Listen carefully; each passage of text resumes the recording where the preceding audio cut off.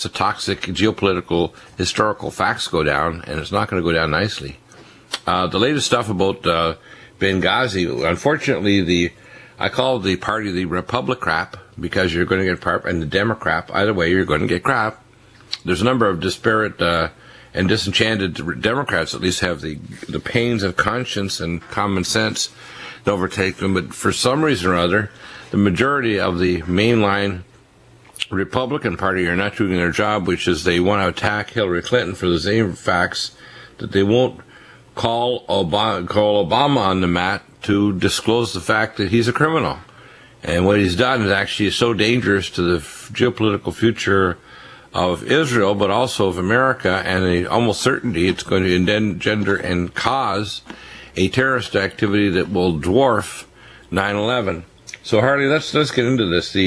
I guess I've renamed the parties the Democrat and the Republic crap, but either way, you got crap. Well, there's a reaction coming from above the parties right now, and it takes the form of the Seymour Hersh story on the fraudulent narrative that Obama tried to push on bin Laden. And then it came out just yesterday when Judicial Watch got a hold of documents from the Defense Intelligence Agency dated September 12th, 2012, the day after the attack on Benghazi. And the Defense Intelligence Agency names the individuals involved in the attack and says these are Al-Qaeda's networks in Libya. Now, for a week after that, the administration continued to say, first from Susan Rice and then from Obama, from Hillary Clinton, that the attacks in Benghazi were the result of this crappy third-rate video that supposedly denigrated the Prophet Muhammad. But they knew while they were saying that it was really a reaction to the attempts to stop the flow of weapons from the U.S. to the Libyan terrorists, and then from the Libyan terrorists through Benghazi to the Syrian terrorists. And the ambassador somehow got in the middle of this, whether he was opposing it or for it, I don't know. But he got killed along with 3 others. And there was a cover-up put in place.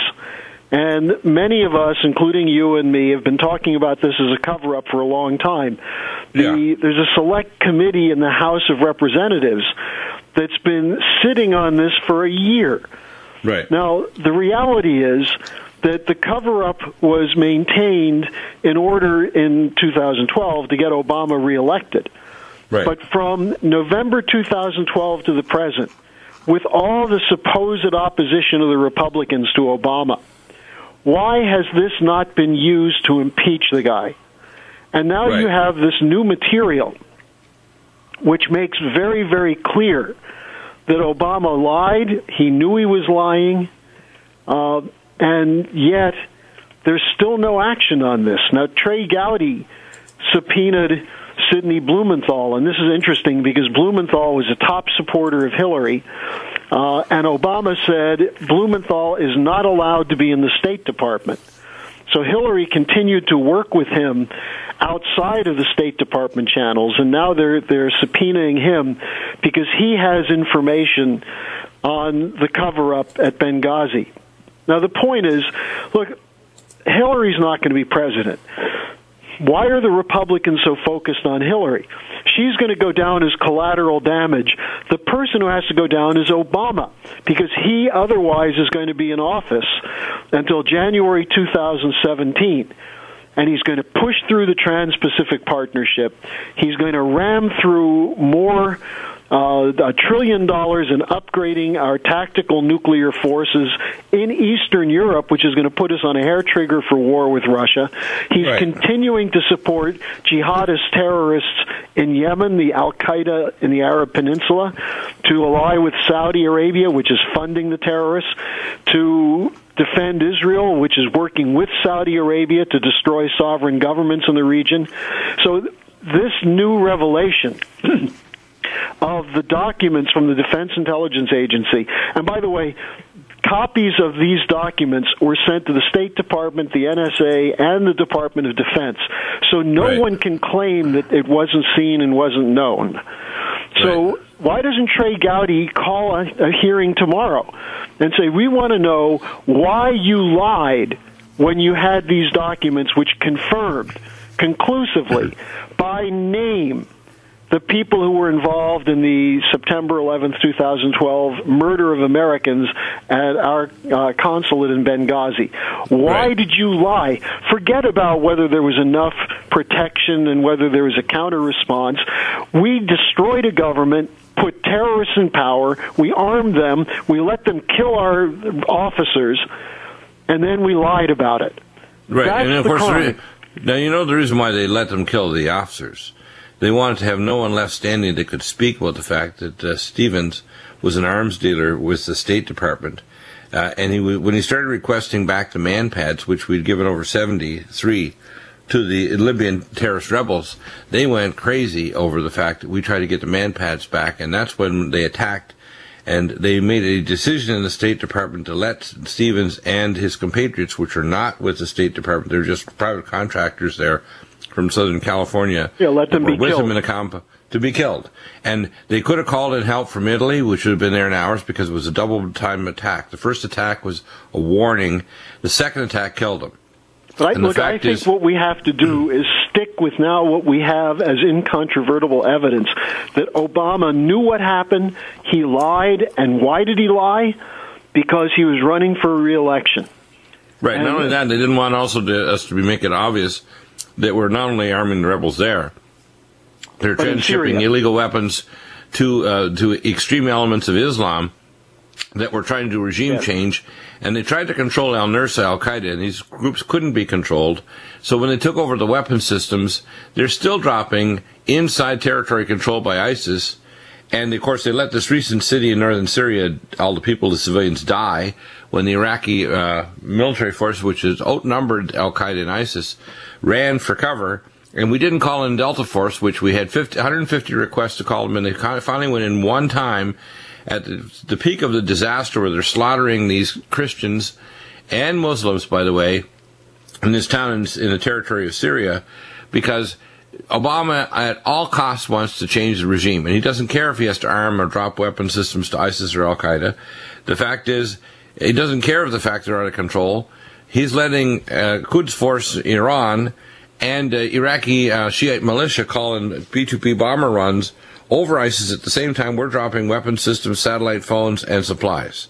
I mean, this is so schizophrenic and weird. This is where, rather than confuse people with too much information, and the information's important and it's there, you've got it, we've got it on our website, I think the important thing people have to realize is that your life is in danger because these jihadists are being armed by our government and supported by our government. Well, and Obama has to go.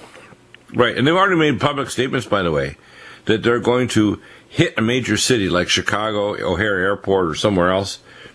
So American lives, if we think that 9/11 was bad, what Obama and the globalists want is they want a terror activity that will allow them to declare some form of martial law. I think what Obama wants is something bad enough that there is no 2016 election. He is declared dictator for life because we have a state of martial law and he's stuck there in the office of El Presidente because things are so bad. Well, here's the important thing, and I know we're going to break. There's now resistance. That's why these stories are coming out, and there's a chance to remove him if there's some leadership. Right. Well, they better get their officer duff. The only one I know that's actually doing something is Rand Paul, and even we have to steer him so he doesn't go off on a deviant passageway or get threatened into doing something that's anti-constitutional or dangerous for the public. But right now, I see major terrorism coming by as early as this fall or late summer. I see economic collapse coming by this fall, September, October. I see Obama's policies guaranteeing. I talked to this doctor in Israel before the show. He's getting out. And Harley, you mentioned something very profound on the break that talked about the money being taken out because of the criminal activity of the banks. 5 banks that got 5.7 billion. People might think that's a lot of money, but to be honest, that's a slap on the wrist for the trillions of dollars of exchanges these people willfully did that forced cities to actually take out of infrastructure funding.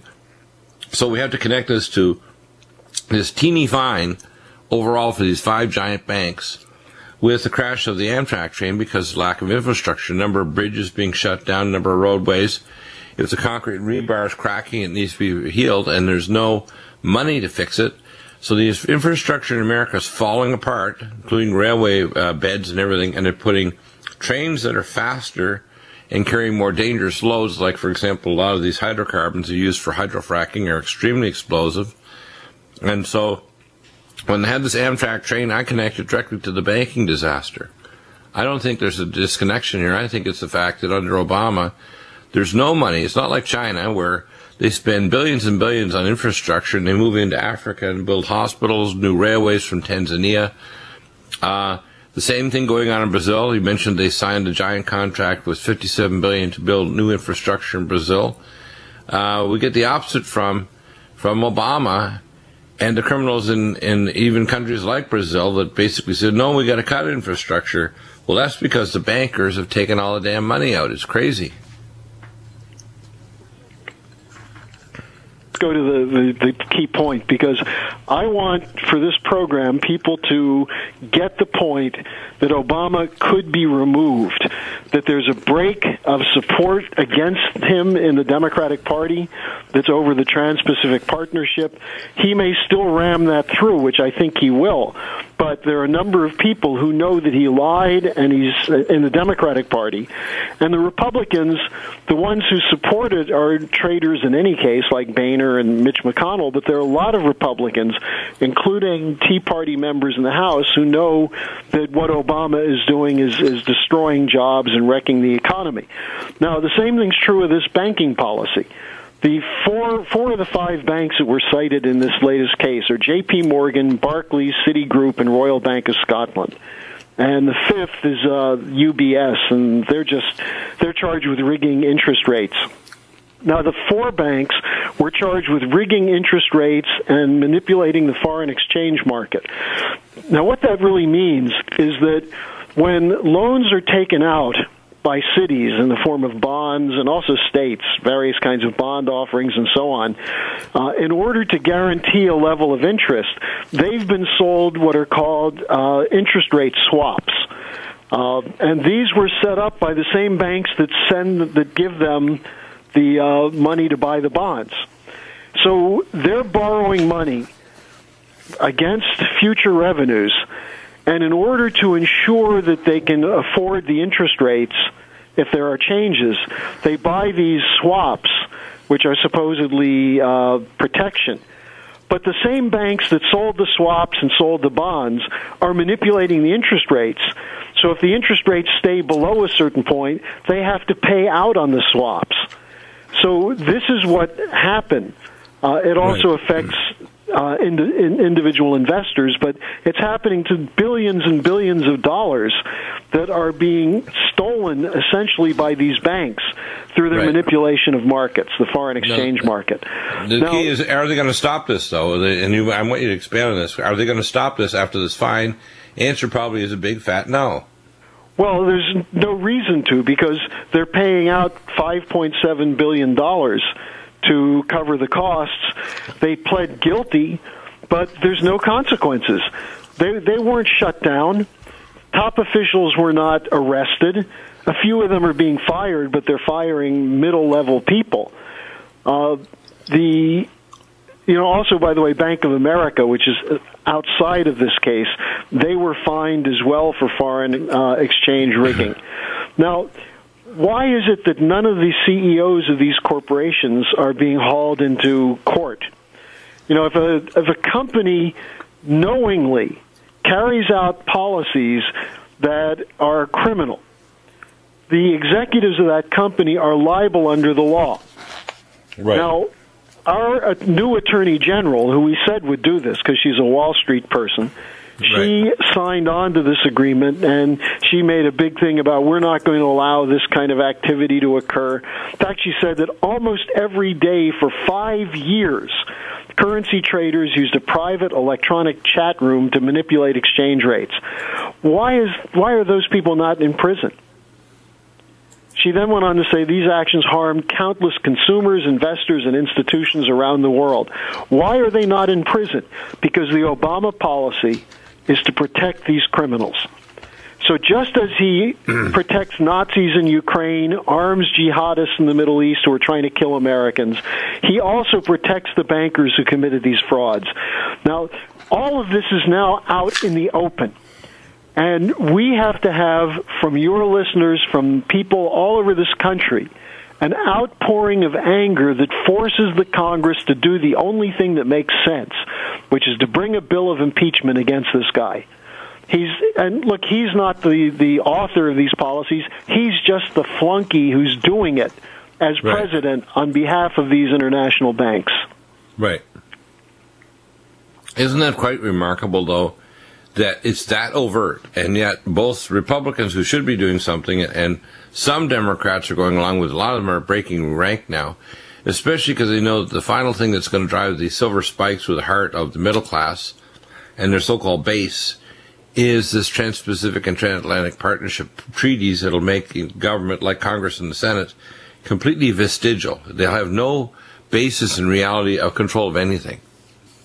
Now, just the other thing is that most of these banks had already been fined for various frauds, and they had non-prosecution agreements that they signed, which is that on signing this they won't be prosecuted, but they can't do it again. Well, they all got caught and did it again. Why was there no reopening of the non-prosecutorial agreements? And then the banks themselves are saying, gee, these fines are not so bad. We thought they would be worse.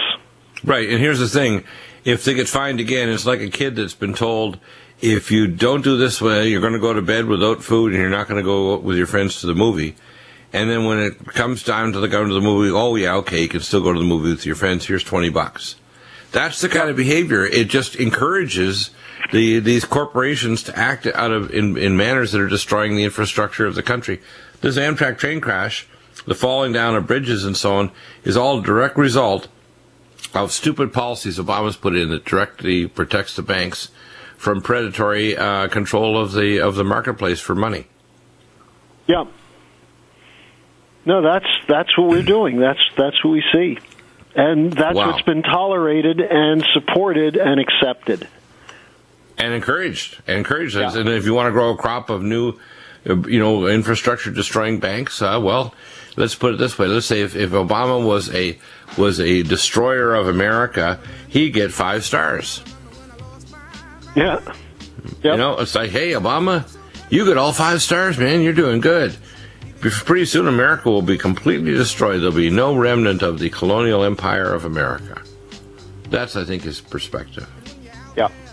Charlie, we have lots of things to talk about. I think what you're really trying to say here is that Obama has a thing called the potato disease. I call it dictator. How's that? He is a dictator. He's a nascent dictator. If you actually look at his actions before the rise of Nazi Germany with the German Nationalist Party and Adolf Hitler, it would parallel exactly what Obama's doing. Working both sides, increasing terrorism, sponsoring it, destroying infrastructure, creating havoc. I mean, everything that Obama does, in fact, if you were to take every action that the federal government's doing now, and I talked to John B. Wells, who'll be on the third hour today, every action they do is a, quote, false flag. In fact, the destroying of infrastructure, in a sense, is a false flag because they want to have enough destruction that they not only have to maintain low interest rates, but in fact, they came out with a report a few months ago that the only way they can maintain them is to get rid of money. People said, what do you mean get rid of money? No more cash in your damn pocket. It's electronic divots in their supercomputer. And people say, no, they can't do that. I said, that's what they're planning on doing. Well, I think I am trying to stick to, as they say, stick to the message today. Right. And let's go back to it. I was just on with Mr. LaRouche earlier today, and what he said is that from viewing these reports over the last couple of days, right. Including, there's another thing, a guy who worked with Obama as a trade consultant named, I think his name is Wessel. He put out a statement saying that Elizabeth Warren is right, Obama's lying about the TPP. The TPP is much more dangerous than anyone will acknowledge. And this is a guy who until last week was a loyal Obama supporter. Wow. Now, what Lynn is saying is that when you start having people coming out saying Obama's a liar, which is essentially what Sherrod Brown and Elizabeth Warren said, two Democratic senators. Right. When you have people like Ron Wyden, the senator from Oregon, saying that it would be the worst mistake in the history of the Senate to give the continued police state powers to Obama by reaffirming the Patriot Act, which Obama has called for and which Mitch McConnell is trying to ram through the Senate. Again, Obama the Democrat, McConnell the Republican. Charles Krauthammer, who's considered a big opponent of Obama, went on Fox News the other night and said, look, Republicans, stop being fooled. You've got to support Obama. He's the best hope we have. So this is what's happened to the so-called conservative opposition to Obama. But at the same time, people such as Warren, such as this guy Wessel, such as the work that was done by Judicial Watch to get these DIA reports out, Sidney Blumenthal, who's a hardcore leftist liberal, who was associated with Hillary, is now going to go before the Congress and testify what she knows about some of the manipulations by the Obama White House around Benghazi. Now, Blumenthal is an interesting case because Obama told Hillary she's not allowed to hire him to work in the State Department. Now, the reason is that he worked for her during the campaign, and he was on the track of exposing Obama as not as a radical leftist Saul Alinsky type, but as a flunky for Wall Street. So, this is starting to come out. Well, Democrats must be really shocked by the fact that we've got this guy that's half black, half white, came in on the promise that he was basically going to create a new transparent government, which is the opposite. It's an opaque government. And that he was going to actually, for the average person, and when he even brought in Obamacare, he's added 7.3 million new health care people to have health care, but he's knocked off about another 40 million. They're going to lose their health insurance. So this guy's a fool. 7 million who have health care can't afford it anyway because they're paying these fairly high premiums, and the deductibles they can't afford. Meanwhile, the U.S. government is continuing to pay their much larger share of the premiums of people who can't use their policies. Right.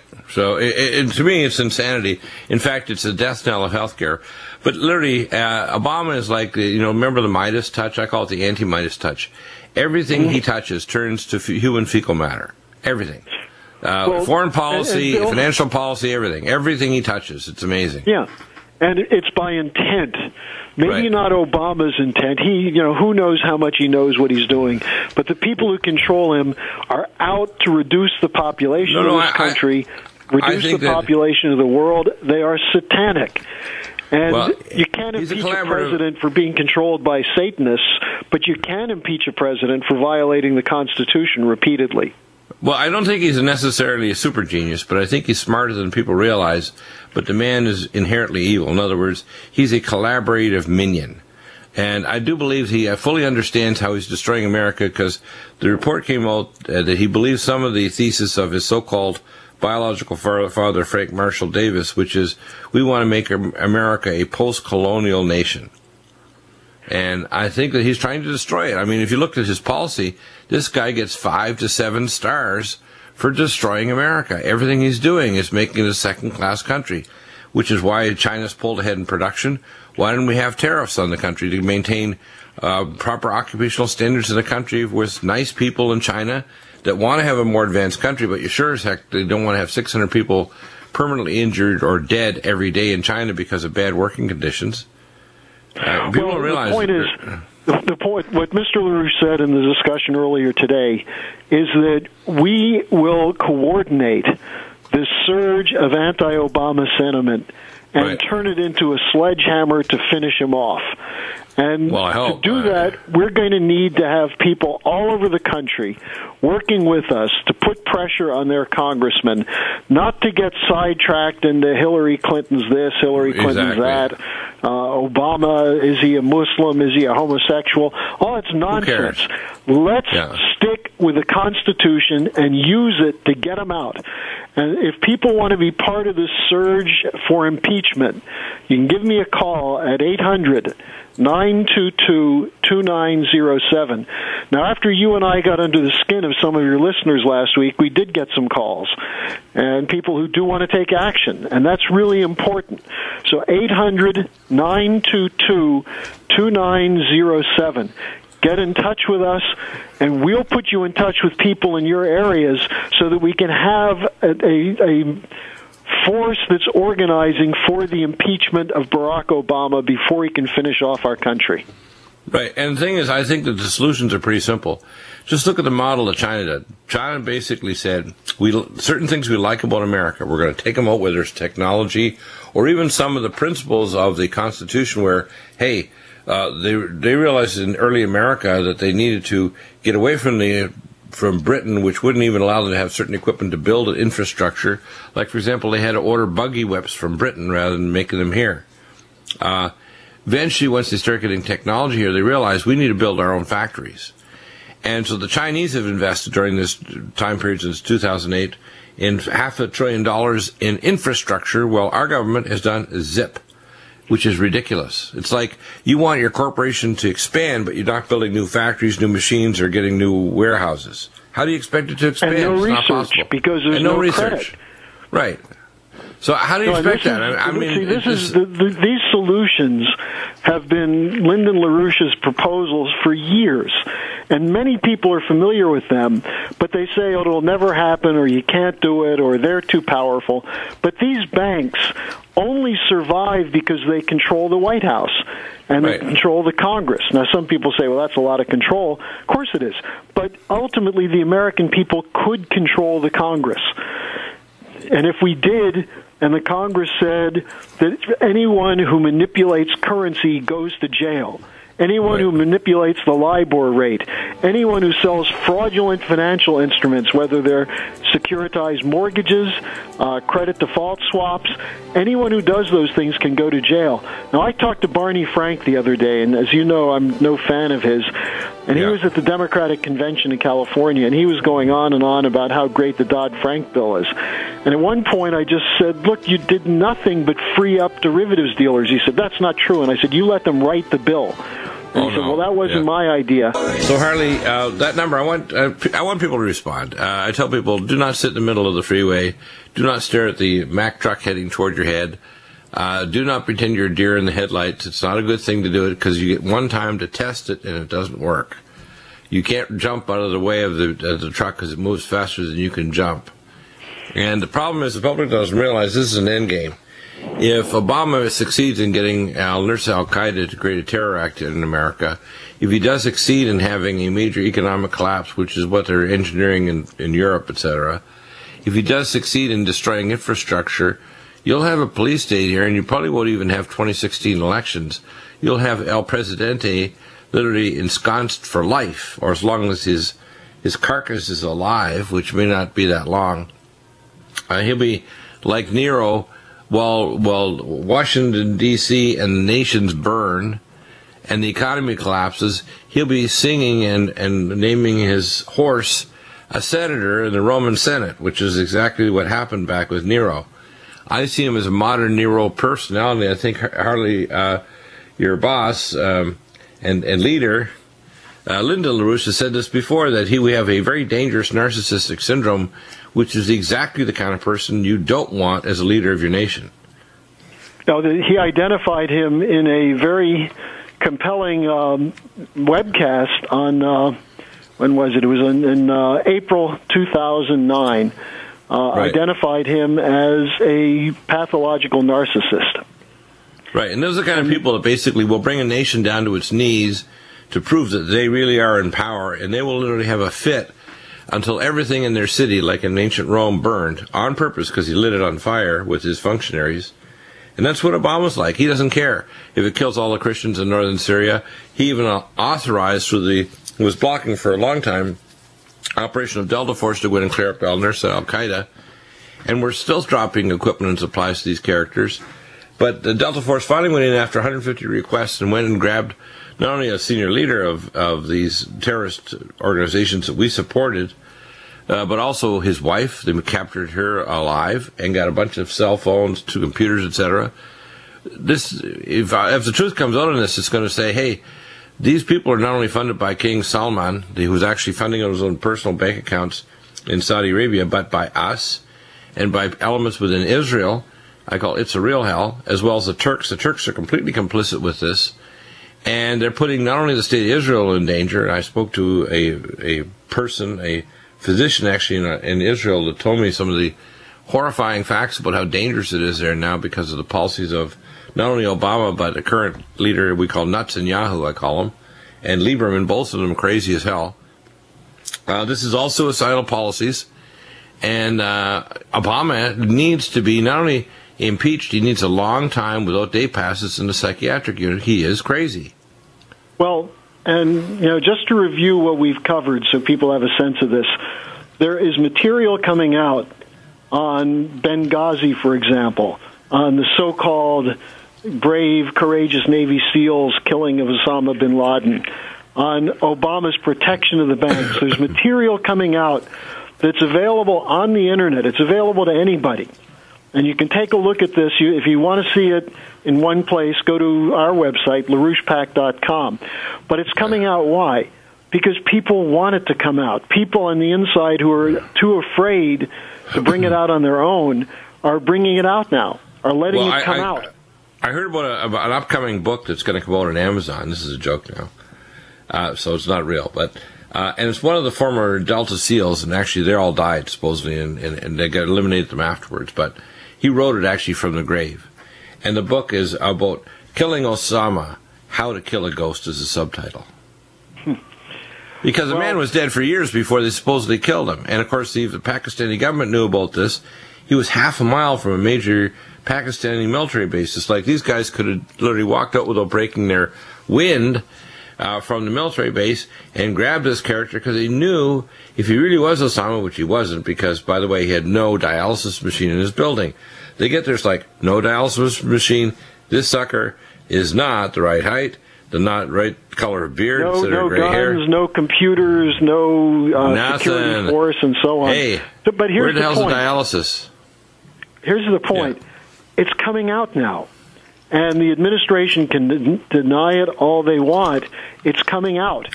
If Republicans or Democrats wanted to get the evidence on this stuff, it's now available. They know who to subpoena. They have backup files and documents, so they can now show conclusively that this administration has lied over and over again. This is not lying about oral sex, as in the case of Bill Clinton. This is lying about things that cost lives and are costing lives. Right. And so you could bring him down. And what LaRouche is saying is that whether he stays in office or is brought down is going to depend on giving more courage to these internal whistleblowers so that they will come out publicly, aggressively, to make sure this guy is gone. And I'm working with my colleagues in about 6 offices around this country doing nothing but coordinating the campaign to get Obama out of office before the end of the summer. Right. And by the way, it should any time now. It should be bipartisan because, you see, if this is done properly, it'll eliminate Hillary Clinton, but it also might bring forth a valid or reasonable Democratic candidate. It'll force this field of Republicans to clear the candidates that, to me, shouldn't be in the running at all, including people like Ted Cruz or Marco Rubio and many other idiots, down to a narrow kind of group that are constitutional Republican people or Democratic people that want to have an America in the future that's still a sovereign nation, not destroyed. I want to see a real election. I do not want to see another selection. We've had repeated selections instead of elections for decades. This might be the first election. That's going to depend. I mean, you and I can talk about this all we want. The question is, are the people listening going to take action, or are you assuming that you're good just because you listen to Dr. Deagle's show? And I assure you, if you listen to this show, you'll be better informed. But if you don't do anything, it won't make a damn bit of difference as to whether this country survives. And so this is a call to mobilization. And I'll give the number again. And as I said, last week we got more calls. There were people who said, what do I do? What do you want me to do? Who do I contact? So we had some motion. And I'm not saying just call the Congress. I'm saying organize others. Let's storm congressional offices in the districts. If you have 10 friends and you go into a congressman's office and say, listen, you SOB, why aren't you moving to get Obama out? That has a huge impact. So the number to call if you want to be part of this is 800-922-2907. As we used to call it, the impeachment hotline, 800-922-2907. And just think about that. If you got your bowling team or your coworkers or your church study group, as a group, to go into a congressman's office and say, here's the bill of impeachment, are you going to move on this or are you going to be part of the treason too? Yeah, in other words, don't just be informed. It's like being an informed lobster with a thermometer in the pot. You just want to know it's hot enough that you're really going to cook. You got to get out of the pot. Yeah. Next move is you got to get the ladder and get out of the pot, because, don't be highly informed by just saying, well, I listened to the show, so I'm good now. No, you're not. We're now telling you are a lobster, you are in the pot, and you do have a thermometer, so you are cooking. And the practice, if you don't get out of the pot, all you and your buddies in the pot are going to die. And the problem is we're talking about the deaths of the middle class. We're talking about thermonuclear exchanges between us and Russia, because the policies of Obama will bring about in the next few years World War III. It will bring about the closure of the Strait of Hormuz. Constitutional republic.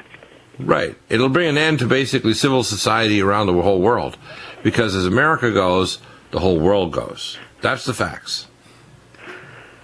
So this is the challenge for people, and I hope people live up to it, because we're going to fight it out even if no one joins us.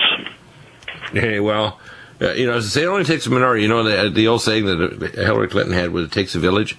How about it takes a minority of activated people that actually know how desperately late the hour is to change the world. Take over a village.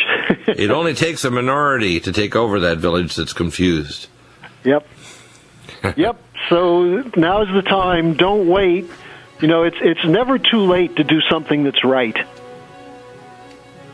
I'll tell you the last time when it's late when they pack the sod over top of your grave. Then it's too late. Then it's too late.